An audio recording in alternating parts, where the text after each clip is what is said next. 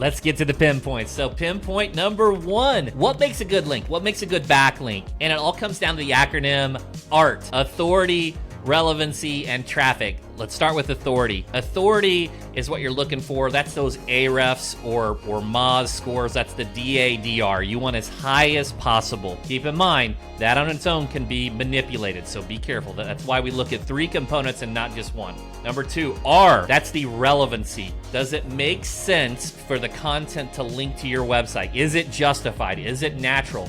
Do they have themes of content related to your website on their website? Is it relevant? Is the content good enough that you would add it to your website? Because if the content's not good, it's not relevant, then Google's not going to favor it. And then that final letter, traffic. The website has to be favored by Google. The way to check that is to see if it's receiving traffic. If a site, even though it may be relevant, even though it may have high authority, if it doesn't have any traffic, then it's not favored by Google. It's like that Venn diagram of the 3 circles where authority, relevancy, and traffic are on the outside, and right in the middle, when they all overlap, that's what you're looking for when it comes to a good link. Pinpoint number 2. What can I do as an attorney to build links and help my firm out? The first thing that you can do is you can get involved with the media, join services like Help a Reporter Out, and just contribute to the media in terms of quotes. We've received phenomenal links on American Express, Reader's Digest, Vice, many, many more.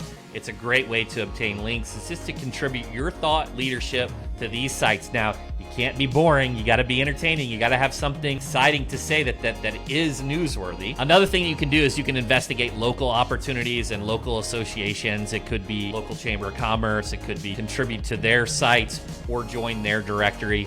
And the third thing that you can do is, as an expert, create original content on your website about your expertise and make sure that it's link worthy.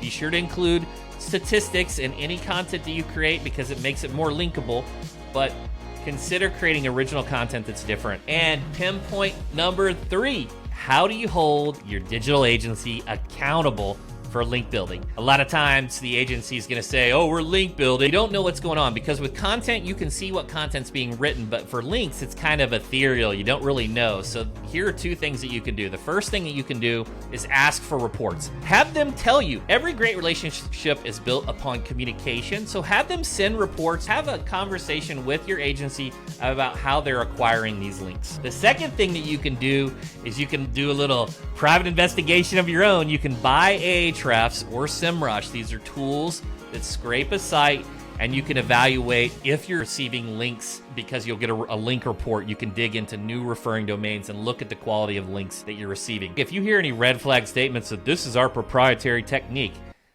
that's a bunch of garbage. They're just hiding from you. They're not doing the work. If you hear proprietary techniques about anything, that's just garbage. In order to hold your agency accountable, ask them for reports, have a great conversation, and then use tools to dig into your link profile like Ahrefs or SEMrush. Thanks, guys.